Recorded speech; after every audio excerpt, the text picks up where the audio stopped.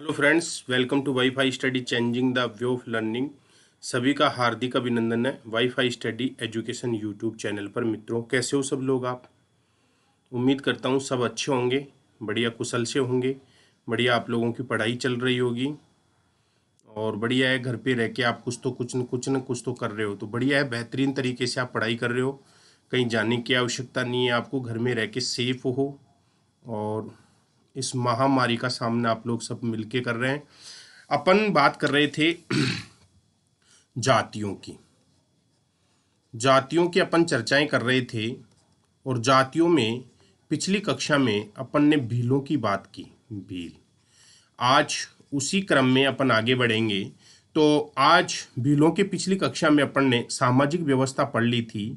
आज इसी क्रम में भीलों के व्यवहार और सद्भाव की बात करेंगे। भीलों का सद्भाव व व्यवहार, इस टॉपिक के बारे में अपन चर्चा करेंगे। भीलों का सद्भाव और व्यवहार, इसके बारे में बात करें तो पहली बात तो याद रखना है, भील शपथ के पक्के होते हैं। भील जाति के लोग जो हैं ये शपथ के पक्के होते हैं, पहली बात। दूसरी बात मैं बात करूं तो ये केसरिया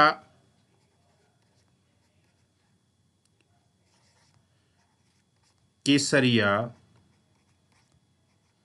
केसरिया नाथ के ऊपर, केसरिया नाथ आपने सुना होगा। केसरिया नाथ ऋषभ देव जी जिनको बोलते हैं, ऋषभ देव जी। तो याद रखना है, ये लोग केसरिया नाथ के ऊपर चढ़ी, केसरिया नाथ के ऊपर चढ़ी जो शराब होती है, शराब को पीकर झूठ नहीं बोलते हैं।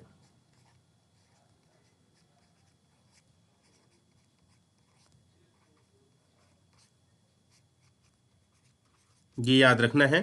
तो भील लोग केसरिया नाथ जो ऋषभ देव जी हैं उनके ऊपर जो शराब चढ़ती है उसको पीकर ये कभी झूठ नहीं बोलते हैं, ये आपको ध्यान रखना है। और मेवाड़ के राज चिन्ह में अगली विशेषता है, मेवाड़ के राज चिन्ह में, मेवाड़ के राज चिन्ह में इनका दूसरा स्थान है, दूसरा स्थान है। याद रखना है, महाराणा प्रताप का अकबर के विरुद्ध इन्होंने साथ दिया था, तो इसीलिए इनके मेवाड़ के राज चिन्ह में इनको सेकंड स्थान दिया गया है। याद रखना है, भील लोगों के सहयोग से ये ना युद्ध की रणनीति उनने बनाई थी। गोरिल्ला युद्ध जो महाराणा प्रताप जी ने लड़ा वो इसी का परिणाम था, भीलों के सहयोग से ये संपन्न हुआ था, याद रखना है। और भीलों का रणघोष, भीलों का जो रणघोष है तो ये फायरे फायरे है, फायरे फायरे फायरे फायरे करते हुए ये युद्ध के मैदान की ओर बढ़ते हैं, ये इनका रणघोष है, याद रखना है आपको। और जो भील होते हैं जो किसी यात्री का मार्गदर्शन करें, यात्री का अगर कोई भील मार्गदर्शन करता है, मार्गदर्शन करता है किसी भी राहगीर का, अगर कोई भील मार्गदर्शन करता है तो उसको ये उसकी भाषा में क्या बोलते हैं, बोलावा कहते हैं। बोलावा, बोलावा, बोलावा बोलते हैं, बोलावा।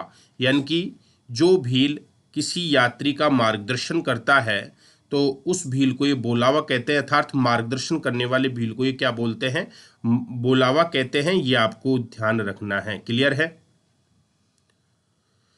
क्लियर है? और अगर कोई भील सैनिक के घोड़े को मारता है, सैनिक के घोड़े को मारने वाला भील, मारने वाला सैनिक के घोड़े को मारने वाला भील क्या कहलाता है? पाखरिया कहलाता है, पाखरिया। सैनिक के घोड़े को मारने वाला भील क्या कहलाता है? पाखरिया कहलाता है। ये आपको ध्यान रखना है। ये पूछ सकता है कि अगर कोई भील सैनिक के घोड़े को वीरता से अगर मार देता है तो उस भील को क्या कहते हैं? पाकरिया।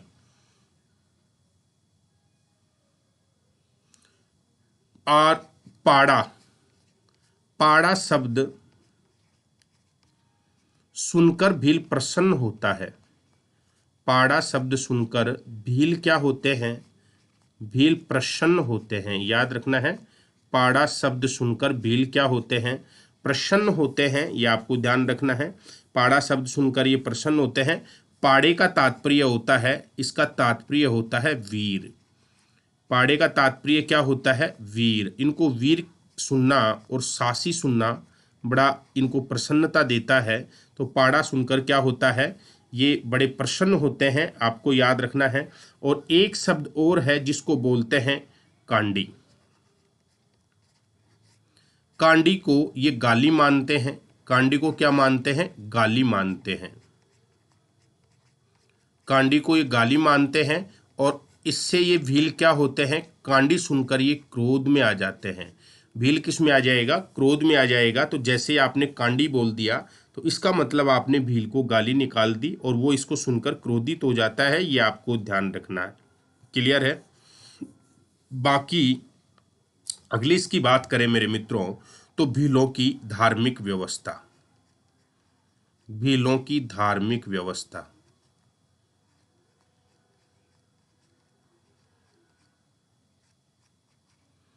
भीलों की धार्मिक व्यवस्था। तो भीलों की धार्मिक व्यवस्था की मैं बात करूं तो पहली बात तो ये कर्मकांड में विश्वास करते हैं। कर्मकांड में क्या करते हैं? विश्वास करते हैं। कर्मकांड में विश्वास करने वाले होते हैं। याद रखना है, ये भी हमारी तरह मुर्दों को क्या करते हैं? जलाते हैं। मरने के बाद लोगों को क्या करते हैं? जलाते हैं। याद रखना है आपको। और होली का इनका विशेष त्योहार होता है। होली विशेष पर्व होता है। विशेष पर्व, भीलों का होली विशेष पर्व होता है। ये आपको ध्यान रखना है। और ये जादू टोने में विश्वास करते हैं। जादू टोने में क्या करते हैं? विश्वास करते हैं। जादू टोने में ये विश्वास करते हैं। ये आपको ध्यान रखना है। क्लियर है? अब इनका भीलों की अर्थव्यवस्था, क्या ये काम करते हैं? भीलों की अर्थव्यवस्था कैसी है मित्रों? तो भीलों की अर्थव्यवस्था की बात करूं तो लगभग 86% जो भील होते हैं वो कृषि कार्य करते हैं। भील कौन सा कार्य करते हैं? कृषि कार्य करते हैं। यह आपको ध्यान रखना है। लगभग 10% जो भील होते हैं ये मजदूरी करते हैं। 10% मजदूरी करते हैं, यह आपको ध्यान रखना है। और लगभग 4% भील जो हैं ये शिकार से अपना जीवन यापन करते हैं। आज भी शिकार से जीवन यापन करते हैं। ये आपको ध्यान रखना है। क्लियर है? अब भील जो कृषि करते हैं, भीलों के द्वारा की जाने वाली जो कृषि होती है उसे क्या कहते हैं? तो याद रखना, भील ये कैसी कृषि करते हैं? झूमिंग या स्थानांतरित कृषि करते हैं। झूमिंग कृषि या स्थानांतरित कृषि करते हैं। ये आपको ध्यान रखना है। और भीलों के द्वारा की जाने वाली जो स्थानांतरित कृषि है उसको मेरे मित्रों क्या बोलते हैं? उसको चिमाता बोलते हैं। चिमाता कृषि बोलते हैं। याद रखना है। तो ये स्थानांतरित कृषि करते हैं जिसको क्या बोलते हैं? चिमाता। कहीं कहीं इसी कृषि को ये लोग वालरा के नाम से भी जानते हैं। वैसे वालरा कृषि ग्रासिया लोग करते हैं। ये आपको ध्यान रखना है। क्लियर हो गया होगा पूरा? ग्रासियों के द्वारा वालरा कृषि की जाती है। ये आपको याद रखना है। तो ये भील संप्रदाय का पूरा पाठ अपन ने किया। अगली जनजाति की अपन बात करेंगे ग्रासिया। ग्रासिया जाति।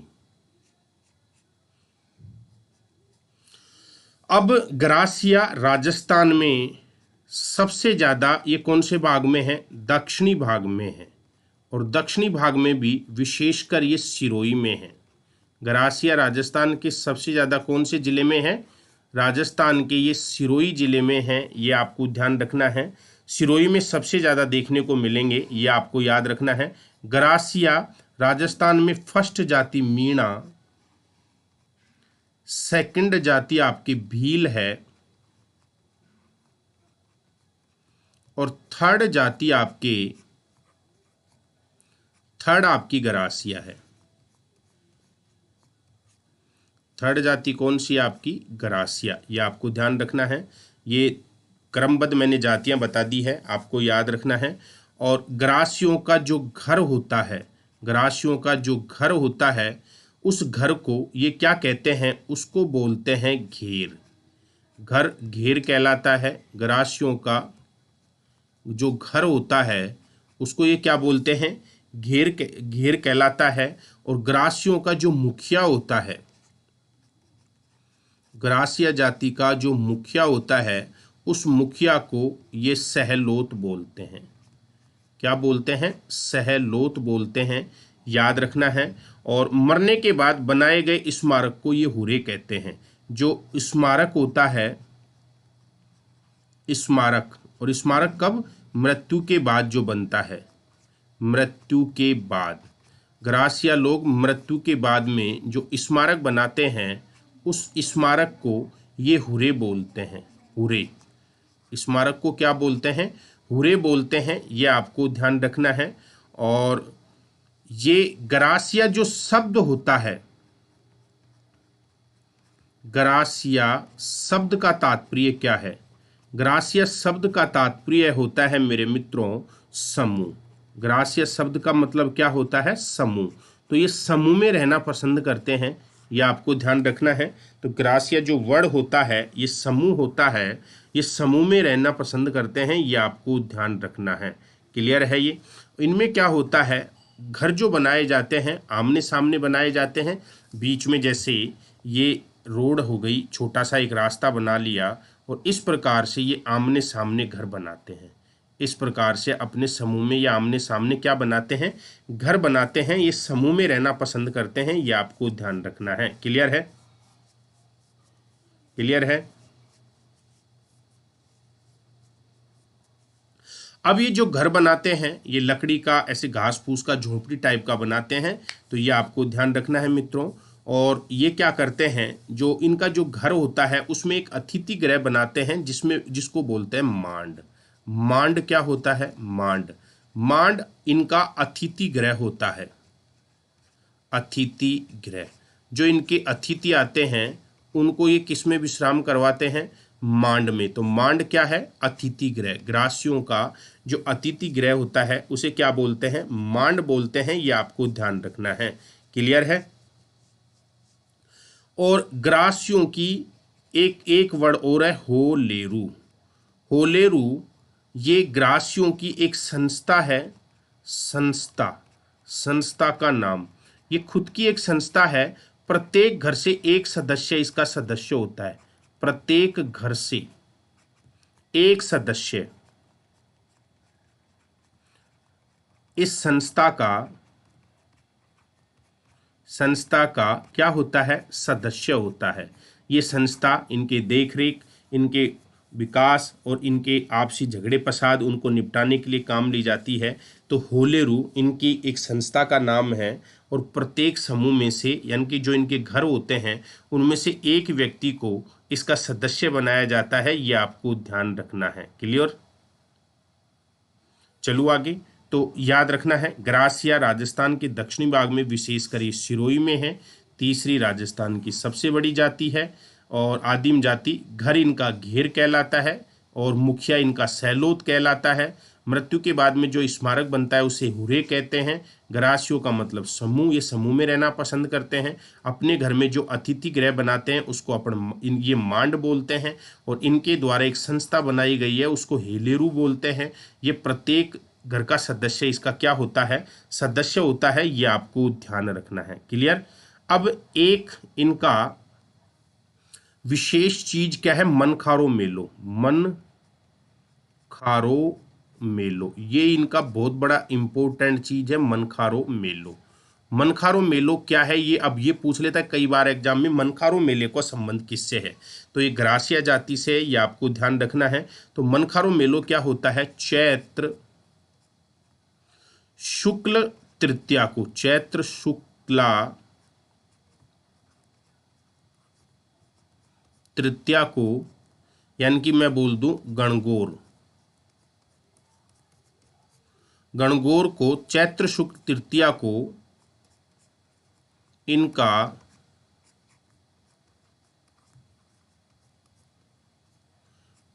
विशाल मेला लगता है, मेला लगता है,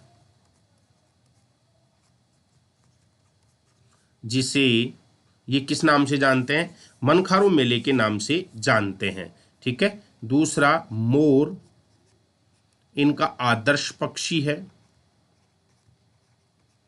आदर्श पक्षी है, मोर को ये अपना आदर्श पक्षी मानते हैं। तो ये मनखारो मेलो कई बार एग्जाम में पूछ लेता है कि मनखारो मेलो का संबंध कौन सी जाति से है। तो याद रखना ये आपके ग्रासिया जाति से है, मोर इनका आदर्श पक्षी है, ये आपको ध्यान रखना है। और सफ़ेद कोई भी पशु हो, सफ़ेद कोई भी पशु हो, सफ़ेद पशु को ये ग्रासिया पवित्र पशु मानते हैं। चाहे वो आपका कोई कबूतर हो, चाहे बुगला हो, चाहे गाय हो, उसको ये क्या मानते हैं, अपना पवित्र पशु मानता है, सफ़ेद को याद रखना है। और जो ये वाद्य यंत्र बजाते हैं, ग्रासिया जाति के लोग जो वाद्य यंत्र बजाते हैं, उसमें एक तो इम्पोर्टेंट है बांसुरी, ये बांसुरी बजाते हैं, नंगड़ा बजाते हैं और अलगोजा।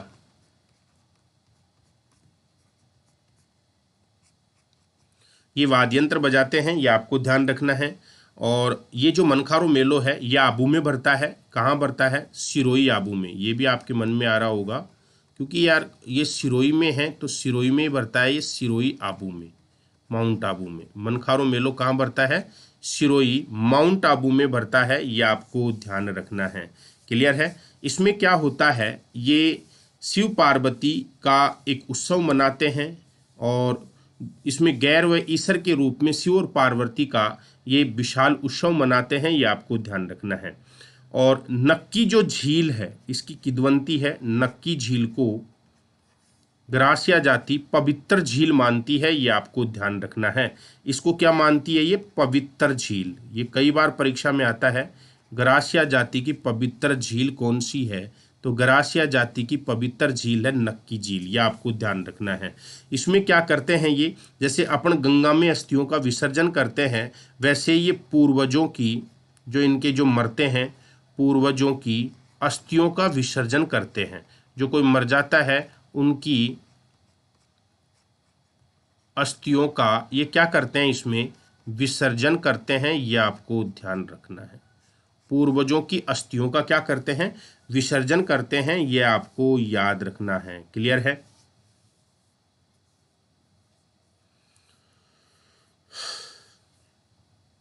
अब इनकी एक खास बात क्या है, ग्रासियों के, ग्रासिया जो जाति है, ग्रासिया, ये ग्रासियों की अगर मैं छोटा सा इनका वर्गीकरण कर दूं तो ये दो प्रकार के होते हैं। कैसे दो प्रकार के होते हैं कि एक तो होता है भील ग्रासिया,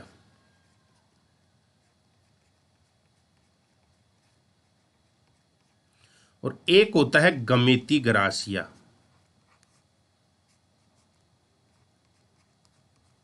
अंतर क्या है साहब दोनों में, भील ग्रासिया और गमेती ग्रासिया में क्या अंतर है, तो ग्रासिया पुरुष, जैसे ये ग्रासिया पुरुष है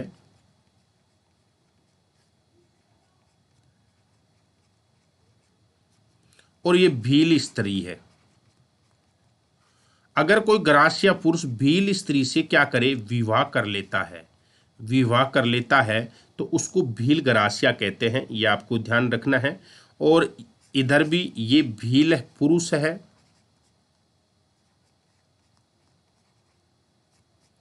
और ये ग्रासिया स्त्री है, ये ग्रासिया स्त्री है। तो अगर कोई भील ग्रासिया स्त्री से विवाह कर लेता है तो उसको गमेती ग्रासिया कहते हैं, ये आपको ध्यान रखना है। तो भील गरासिया और गमिति गरासियों में यही अंतर है। अगर कोई गरासिया पुरुष भील स्त्री से विवाह करता है तो भील गरासिया, और यदि गमिति गरासिया में भील पुरुष गरासिया स्त्री से विवाह करता है तो उसको गमिति गरासिया के नाम से जानते हैं। ये आपको ध्यान रखना है। अब इसमें विवाह देखते हैं, कौन कौन से विवाह के प्रकार। गरासियों में विवाह के प्रकार, गरासियों में विवाह के प्रकार, गरासियों में विवाह के प्रकार की अगर मैं बात करूं तो विवाह के प्रकारों की अपन बात करें तो जैसे मोरबंदिया। अब आपसे क्वेश्चन पूछे कि मोरबंदिया विवाह किस जाति में प्रचलित है। मोरबंदिया विवाह किस जाति में प्रचलित है, यह आपको ध्यान रखना है। तो मित्रों, मोरबंदिया विवाह जो है आप ये गरासिया जनजाति में प्रचलित है, और इसे ये हिंदुओं को ये जो मोरबंदिया विवाह है ना, ये आपके हिंदुओं के ब्रह्म विवाह के अनुरूप है। ये ध्यान रखना है, यानी कि ये विवाह ब्रह्म विवाह के अनुरूप है। ब्रह्म विवाह के अनुरूप है। ब्रह्म विवाह के क्या है? अनुरूप है। याद रखना है, ये ब्रह्म विवाह के क्या है? अनुरूप है मित्रों। और एक आपका दूसरा है पहरावना विवाह। पहरावना विवाह, इसमें क्या होता है? नाम मात्र के फेरे होते हैं। नाम मात्र के फेरे, बस नॉर्मल नाम मात्र के फेरे होते हैं। पत्नी को घर ले जाते हैं सीधे, इसमें फॉर्मेलिटियां ज्यादा नहीं होती हैं। एक है तानना विवाह। तानना विवाह, तानना जो विवाह है इसमें क्या होता है? वर पक्ष वधु पक्ष को कन्या का मूल्य देता है। वर पक्ष वधु पक्ष को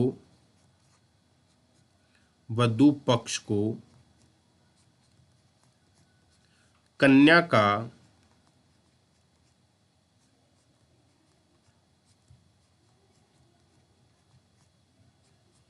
मूल्य देता है। वर पक्ष वधु पक्ष को क्या देता है? कन्या का मूल्य देता है। ये तानना विवाह होता है, ये आपको ध्यान रखना है। और धार्मिक जीवन की चर्चा करें, गरासिया जाति की धार्मिक जीवन, इनका धार्मिक जीवन कैसा है? बेटाओ ये टर्म पूछी जाती हैं पटवारी में, पुलिस में, ये पूछ ले, समझ में है ना। तो ये धार्मिक जीवन में ये शिव और भैरू को मानते हैं। शिव और भैरू जी की पूजा करते हैं, भैरू बाबा की। शिव और भैरू की ये क्या करते हैं? पूजा करते हैं, उनको मानते हैं। और ये तगड़े अंधविश्वासी होते हैं, खूब विश्वास करते हैं, अंधविश्वासी होते हैं। और होली और गणगौर इनका विशेष त्योहार होता है।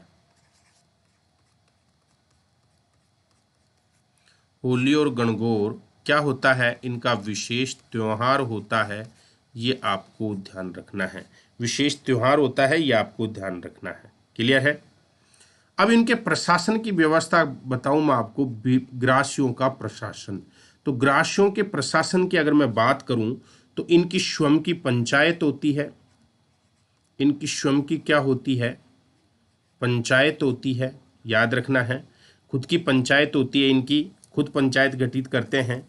और इस पंचायत में इसमें कौन होता है? इसमें बड़े बूढ़े लोग होते हैं, बूढ़े लोगों को शामिल करते हैं। बूढ़े गरासिया शामिल होते हैं, जो अनुभवी आदमी हो, गरासिया क्या होते हैं? शामिल होते हैं। बूढ़े लोग इसमें क्या होते हैं? शामिल होते हैं। ये आपको ध्यान रखना है। और पंचायत का जो मुखिया होता है, पंचायत का जो मुखिया, जो जिसको चीफ बोलते हैं, उस मुखिया को ये क्या बोलते हैं? सहलोत बोलते हैं। पंचायत का मुखिया क्या कहलाता है? सहलोत कहलाता है। यह आपको ध्यान रखना है। पूछ ले कि ग्रासियों की जो पंचायत होती है उसका मुखिया किस नाम से जाना जाता है, ये आपको ध्यान रखना है। क्लियर है? और ये क्या करते हैं? इनके व्यवसाय की बात करूं तो ये कृषि का कार्य भी करते हैं, और इनकी कृषि को वालरा कहते हैं। क्या कहते हैं, वालरा। और साथ में पशुपालन का कार्य भी करते हैं, पशुपालन का कार्य भी करते हैं। तो इनकी जो कृषि है उसको क्या बोलते हैं, वालरा। याद रखना है, भीलों की ग्रासियों के द्वारा की जाने वाली कृषि क्या कहलाती है, वालरा। भीलों के द्वारा की जाने वाली कृषि को क्या बोलते हैं, चिमाता। तो याद रखना है, ये विवाह के इनके ये प्रकार हैं और इस प्रकार से इनका धार्मिक जीवन है, ये इनका प्रशासन है, ये व्यवसाय है। तो मित्रों ये चीज़ें आपको सारी की सारी समझ में आई होंगी और इससे आगे का पार्ट अपन कल की कक्षा में पूरा करेंगे। तब तक के लिए आपकी जो पढ़ाई है उसको सुचारू रखो। आप सभी का दिन बढ़िया रहे। Wish all the best. Bye बच्चों, पढ़ते रहो, न्याय हो जाओगे, धीरे धीरे बेड़ा पार हो जाएगा आपका।